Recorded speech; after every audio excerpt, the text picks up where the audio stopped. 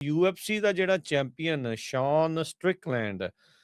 ਉਹਨੇ ਹੁਣ ਇਹ ਦੋਸ਼ ਜਿਹੜੇ ਲਾਏ ਆ ਟਰੰਪ ਪ੍ਰਸ਼ਾਸਨ ਦੇ ਉੱਤੇ, ਵਾਈਟ ਹਾਊਸ ਦੇ ਉੱਤੇ, ਵੀ ਜਿਹੜਾ UFC ਦੀ ਇਵੈਂਟ ਹੋਣੀ ਆ ਉਹਦੇ ਵਿੱਚ ਉਸਨੂੰ ਇਸ ਲਈ ਨਹੀਂ ਜਗ੍ਹਾ ਦਿੱਤੀ ਗਈ ਕਿਉਂਕਿ ਉਹਨੇ ਇਜ਼ਰਾਈਲ ਤੇ ਐਪਸਟੀਨ ਦਾ ਜਿਹੜਾ ਉਹ ਮਜ਼ਾਕ ਉਡਾਇਆ ਆ ਤੇ ਟਰੰਪ ਦਾ ਕ੍ਰਿਟਿਸਿਜ਼ਮ ਕਰਦਾ ਰਿਹਾ ਆ। ਸੋ ਭਾਰਤ ਵਰਗੀ ਜਿਹੜੀ ਸਸਤੀ ਪੋਲਿਟਿਕਸ ਆ ਉਹ ਵੀ ਹੁਣ ਆਪਾਂ ਨੂੰ ਅਮਰੀਕਾ ਦੇ ਵਿੱਚ ਦੇਖਣ ਨੂੰ ਜਿਹੜੀ ਉਹ ਮਿਲ ਰਹੀ ਆ। ਇੱਕ ਤਾਂ ਵਾਈਟ ਹਾਊਸ ਨੂੰ ਇਹਨਾਂ ਨੇ ਹੁਣ ਅਖਾੜਾ ਬਣਾ ਦਿੱਤਾ। ਉੱਥੇ ਆਪਣੇ ਮਿੱਤਰਾਂ ਦੀ ਕਹਿ ਲਓ ਵੀ ਚੀਜ਼ਾਂ ਨੂੰ ਪ੍ਰਮੋਟ ਕਰਨ ਦੇ ਲਈ ਉਹ ਥਾਂ ਜਿਹੜੀ ਇਹਨਾਂ ਨੇ ਬਣਾ ਲਈ ਆ ਤੇ ਹੁਣ ਅਲਟੀਮੇਟ ਫਾਈਟਿੰਗ ਚੈਂਪੀਅਨਸ਼ਿਪ ਦੇ ਵਿੱਚ ਕਹਿੰਦੇ ਵੀ ਇਹ ਜਿਹੜਾ ਮਿਡਲ ਵੇਟ ਚੈਂਪੀਅਨ ਸ਼ੌਨ ਸਟ੍ਰਿਕਲੈਂਡ ਆ ਉਸ ਨੂੰ ਜਗ੍ਹਾ ਜਿਹੜੀ ਉਹ ਨਹੀਂ ਦਿੱਤੀ ਗਈ ਹੈਗੀ। ਸੋ ਉਹਨੇ ਹੁਣ ਇਹ ਕਥਿਤ ਜਿਹੜੇ ਦੋਸ਼ ਆ ਇਸ ਦੇ ਵਿੱਚ ਲਾਏ ਜਿਹੜੇ ਉਹ ਹੈਗੇ ਆ। ਸੋ ਹੁਣ ਦੇਖਦੇ ਆ ਅੱਗੇ ਕੀ ਜਿਹੜਾ ਹੁੰਦਾ। UFC ਵਾਲੇ ਕਹਿ ਰਹੇ ਆ ਵੀ ਇਹਨੂੰ ਕਲੀਅਰ ਨਹੀਂ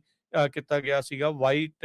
ਹਾਊਸ ਦੇ ਜਿਹੜੇ ਉਹ ਦੁਬਾਰਾ ਕਹਿੰਦੇ ਵੀ ਪਹਿਲਾਂ UFC ਦੇ ਜਿਹੜਾ ਵੀਡੀਓ ਚੈਨਲ ਆ ਉਹਦੇ ਵਿੱਚ ਫੁਟੇਜ ਵਗੈਰਾ ਇਸ ਦੀ ਲੈ ਲਈ ਗਈ ਸੀ, ਪਾਇਆ ਵੀ ਗਿਆ ਸੀਗਾ, ਪਰ ਬਾਅਦ ਦੇ ਵਿੱਚ ਕਹਿੰਦੇ ਵੀ ਉਹਨੂੰ ਕਾਲ ਆਈ ਸੀਗੀ ਵੀ ਉਹਨੂੰ ਵਾਈਟ ਹਾਊਸ ਦੇ ਦੁਆਰਾ ਕਲੀਅਰ ਨਹੀਂ ਕੀਤਾ ਗਿਆ ਤੇ ਕਹਿੰਦਾ ਵੀ ਮੈਨੂੰ ਇਹ ਲੱਗਦਾ ਵੀ ਕਿਉਂਕਿ ਮੈਂ ਇਜ਼ਰਾਈਲ ਤੇ ਐਪਸਟੀਨ ਦਾ ਮਜ਼ਾਕ ਉਡਾਇਆ ਸੀ, ਟਰੰਪ ਦਾ ਕ੍ਰਿਟਿਸਿਜ਼ਮ ਕੀਤਾ ਸੀਗਾ, ਇਸ ਕਰਕੇ ਮੈਨੂੰ ਜਗ੍ਹਾ ਨਹੀਂ ਮਿਲੀ। ਸਟ੍ਰਿਕਲੈਂਡ ਜਿਹੜਾ ਕਿ ਕੈਲੀਫੋਰਨੀਆ ਦਾ ਜੰਮਿਆ ਹੈਗਾ ਆ, ਇਸ ਨੇ ਜਿਹੜਾ ਚਮੇਵ ਦੇ ਉਲਟ ਨਿਊਯਾਰਕ, ਨਿਊ ਜਰਸੀ ਦੇ ਵਿੱਚ ਇੱਕ ਸਪਲਿਟ ਡਿਸੀਜਨ ਵਿਕਟਰੀ ਜਿਹੜੀ ਉਹ ਹਾਸਲ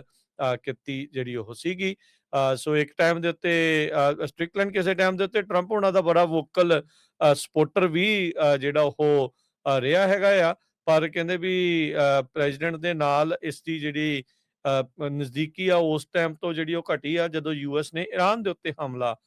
ਸ਼ੁਰੂ ਜਿਹੜਾ ਉਹ ਕੀਤਾ ਆ। ਕਹਿੰਦਾ ਵੀ ਉਹਨੇ ਐਕਸ ਦੇ ਉੱਤੇ ਲਿਖਿਆ ਸੀਗਾ ਵੀ ਮੈਂ ਉਸ ਟਾਈਮ ਦੇ ਉੱਤੇ ਸਪੋਰਟ ਕਰਨੀ ਬੰਦ ਕਰ ਦਿੱਤੀ ਟਰੰਪ ਦੀ ਜਦ ਇਜ਼ਰਾਈਲ ਨੇ ਉਸ ਨੂੰ ਈਰਾਨ ਦੇ ਉੱਤੇ ਜਿਹੜੀ ਉਹ ਬੋmbਿੰਗ ਉਸ ਦੇ ਹੱਥੋਂ ਕਰਵਾਈ ਤੇ ਉਹਨੇ ਨਾਲ ਹੀ ਲਿਖਿਆ ਸੀਗਾ ਵੀ Trump stop bombing Iran, Israel, Trump, we need our bombers. Trump said, yes, Papa Netanyahu, I got you. ਵੀ ਉਹ ਬੇਸਿਕਲੀ ਨੇਤਨਯਾਹੂ ਦਾ ਬੱਚੇ ਦੇ ਤੌਰ ਦੇ ਉੱਤੇ ਟਰੰਪ ਨੂੰ ਇਸ ਨੇ ਜਿਹੜਾ ਉਹ ਆਖਿਆ ਸੀ। 14 ਜੂਨ ਨੂੰ UFC ਫਰੀडम 250 ਜਿਹੜਾ ਵਾਈਟ ਹਾਊਸ ਦੇ ਲਾਨ ਦੇ ਵਿੱਚ ਇੱਕ ਵੱਡਾ ਜਿਹਾ ਜਿਹੜਾ ਇਵੈਂਟ ਆ ਉਹ ਹੋਣ ਜਾ ਰਿਹਾ ਆ ਤੇ ਕਹਿੰਦੇ ਵੀ ਨਾਲ ਦੇ ਨਾਲ ਟਰੰਪ ਦਾ 80ਵਾਂ ਜਨਮ ਦਿਨ ਵੀ ਆ। ਸੋ ਅਮਰੀਕਾ ਦੇ 250 ਸਾਲਾਂ ਨੂੰ ਪਿੱਛੇ ਛੱਡ ਕੇ